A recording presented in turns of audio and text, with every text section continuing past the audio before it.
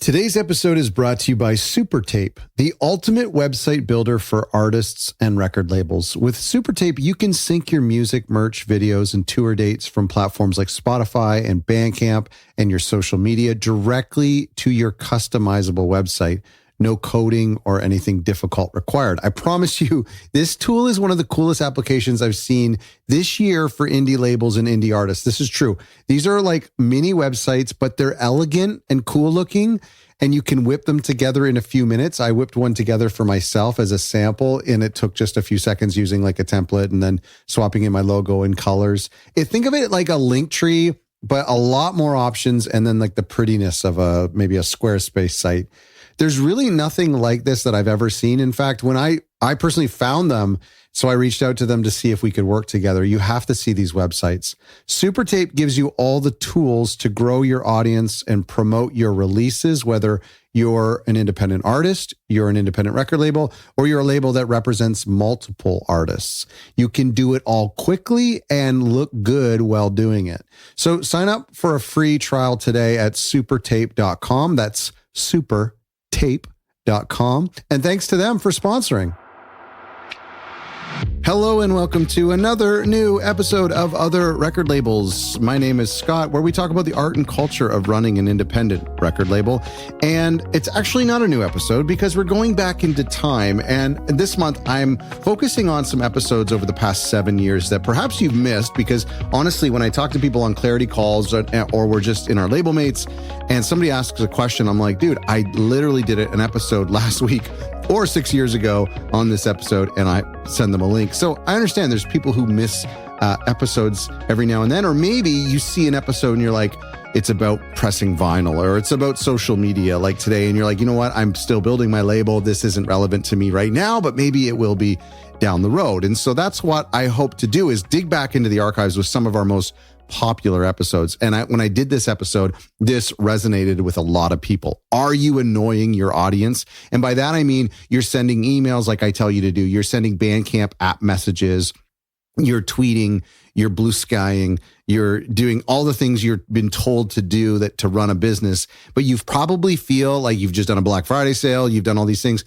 You probably feel like you're getting on people's nerves, or maybe you're just always promoting yourself, or you feel that way. And you're like, my family and friends, the general public, they've got to be getting annoyed with me. Well, we're going to unpack that question and prove to you this week why you're wrong and you're not annoying your audience. In fact, I'm studying social media a little bit more now. I am older and reluctant to do social media. And there's a lot of businesses and a lot of people in the music industry who've just been quietly waiting and hoping that social media would go away and that we would go to some sort of sonic meritocracy where the best music rises to the top and we don't have to promote it. Well, I don't think that's going to happen, unfortunately.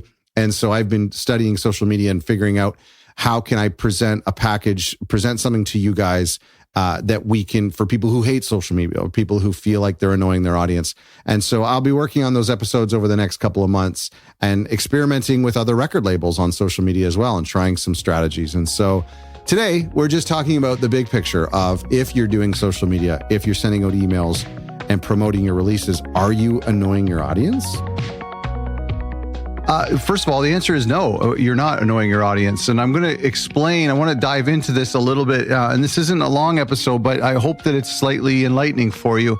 But there is this self-conscious fear that we have. It's this like imposter syndrome, the resistance, if you will, that is telling us that we're posting too much or we're doing too many things because we tweet and we share things and people don't respond, and people don't respond to our emails. Somebody told me the other day they spent about 30 hours sending emails and they heard back from 2 people and they sent, well over 100 emails. And that's actually a pretty decent response rate. But anyway, and so I know that this can be really hard when we're contacting the press and when we're posting on social media to our fans. And oftentimes we not only think that we're being ineffective, but sometimes we fear that we're being annoying. And so I want to talk about that and kind of dispel that a little bit today. By the way, please visit our website, otherrecordlabels.com, where we have a bunch of resources for record labels. And if you haven't been there in a while, I'm telling you, it's jam-packed with stuff. There's free resources and there's some of our more advanced courses you can check out as well. So listen, go to otherrecordlabels.com. First of all, don't worry about annoying your audience. Let's just not worry about that. Let's just take that completely out of the equation. First of all, the number one reason why you shouldn't worry about it is it's your job. I mean, you're a business, right? And I mean, we don't often think about that. We think of ourselves as individuals. We take our labels and our music very personally, which is great, but it is a business. We're a company. It's what we do. We make things, we sell things, we promote things. That's really the essence of the label. Of course, there's so much more to it. We know that. But let's not forget that we are a company. And so it's kind of our job to make things and to try to get those things into other people's hands. The other thing that we need to remember is that people don't think about us as much as we think about us. Do you know what I mean?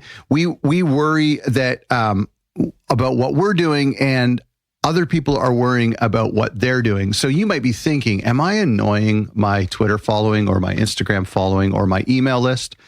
Well, they're probably worrying the same thing about whether they're annoying their social media following by posting too much. Everyone is so self-absorbed and so self-consumed that they're not really thinking about you. And so I often think, okay, I sent an email on Tuesday. Is it okay if I send another one on Friday? And I posted on Thursday. Is that going to be too much? Really, I'm the only one who's thinking about that. I mean, think about it. I don't think about other companies. If I see a commercial during a hockey game, I'm not thinking, oh man, I saw a similar ad 3 days ago and get all flustered. You know, we just we take it and then we let it go. So don't worry about it because people are worrying about themselves.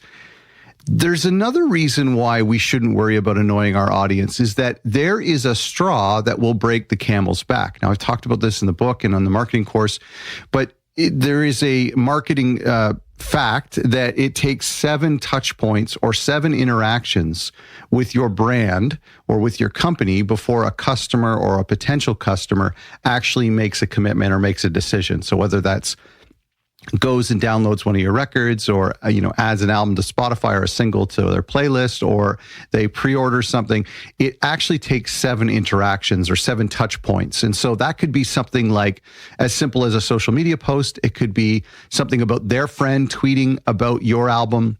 It could be a journalist who wrote about it in a publication they like. It could be that they heard a sync in a movie or on a TV commercial. All of these things add up, and some of them can be really simple. It can be really simple, like just a friend at a bar saying, have you heard the new such and such album? This is happening right now. There's like a TV show on Netflix, and I don't have Netflix for this couple of months. I've canceled it for a little while. And all of my friends, I've been seeing people tweet about this new show, and then 2 of separate friends at separate times texted me to watch it. And then I saw an article posted about it. And so obviously these are touch points. And so now when I get Netflix, I have to watch this show because I've just kind of been tipped over. And so the reason I bring up this 7 interactions thing is that one of these things that you do on either social media or on email or any of your interactions with your audience, one of those things might actually be the straw that breaks the camel's back, that invites somebody into your community, or they finally decide, okay, I'm going to go to that show on Friday night, or they finally decide to download the album on Bandcamp. So just be persistent, because you never know. You may think that you're being annoying, but your audience may actually want one more reason to be convinced. And I'll tell you what, I do this now that I know this to be true. I'll usually hear about an album from a trusted friend. And if I'm busy, I won't really check it out in that moment. But then I'll hear about it somewhere else. And then I start to wait for these touch points. And I think, okay, listen, if I hear about this 1 or 2 more times, that I'm actually going to go right now, sight unseen, and download the record. And so you have to understand that people are waiting for these touch points. So think of your audience into 3 groups. First of all, let me go back and recap those, why I think that you shouldn't worry about annoying your audience. Number 1, it's your job. Number 2, people don't think about you as much as you think about you. And number 3, there is a straw that will break the camel's back. Customers need 7 interactions with your label, with your brand, with your company, whatever. You have to think of your audience in 3 groups. There are people who love what you're promoting, so you can never annoy them. There's people who hate what you're promoting, and they're going to disconnect themselves. They should unfollow you, and if they don't unfollow you, then that's their problem. And then there's people who don't know if they love or hate what you're promoting. And these are the people who are undecided, and these are the people who need to keep hearing from you until they voluntarily put themselves into one of those groups. They either say, you know what? This music, this band, this label, this company is not for me. I don't like what they stand for. I don't like the sounds of their music. I just don't like the visual aesthetics that they have. No big deal, no hard feelings. They unfollow and they're not interested. That's great. We need to know that. Or they could be tipped over to the other side and say, you know what? I've been seeing this label post. They post movies that I like. They post about visual artists that I like. They post about other artists that I like, and I love the music on their label, and I'm going to follow them, and now they never annoy me. There are brands and companies who have provided such great value. It's very simple, like a magazine that I really love. It's an independent publication, and they can send me emails all the time. They can post on social media all the time. I never get sick of them. There's like an outdoor company that is like building these cool structures, and I just think they're the coolest thing ever. I signed up for their mailing list, and so they can never bother me. They can send me stuff all the time, and so we want our audience to divide themselves into either we're not interested, and so we're not following, or we're interested, and you can never annoy us. So I've got 2 things I want you to do before I leave you. Keep on doing what you're doing. Ignore that inner resistance. Ignore that imposter syndrome. Just ignore it. I know it's going to come on really bad days. I have that too, where I think I've got to stop. I'm annoying people. Don't worry about it. Just don't think about it. Just keep doing what you're doing. But the second thing is have a plan. Make sure what you post is strategic. If you're reposting memes, if you are just posting stuff just to have filler, then that's not a great strategy. It's not a strategy. What you should have is a plan, is a strategy. Now, I'm not saying that every tweet has to be intentional, quote unquote. But what's important is that if you're tweeting about music you like, or you're tweeting about politics that you support, or you're tweeting about some sort of cultural thing, that's okay. That is a plan. That's a strategy. That's something that is important to you, and you're giving your brand and you're giving your label a personality. That's great. Just make sure that everything you do is a part of some sort of strategy. Now, some people don't like to assign a strategy or to think in that way. They like to be more off the cuff, more spontaneous. But that can be your plan. That can actually be something that you've committed to. So just make sure you write it out, and make sure you look at every single thing that you do and ask yourself, is this part of who our label is? Is this beneficial to the artists and to our audience? And so you need to think about that.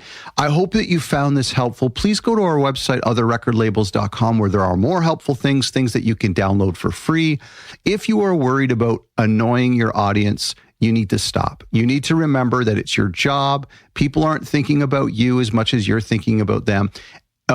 As much as you're thinking about yourself. And finally, they need more interactions, because they need to decide whether your label is somebody that they're going to keep in their day-to-day life, and they'll make that decision themselves. If they're annoyed by you, then they'll no longer be part of your audience. So don't worry about annoying your audience. Hope you found this helpful. Thank you for listening. And thanks again to our new friends at Supertape for making this week's episode possible.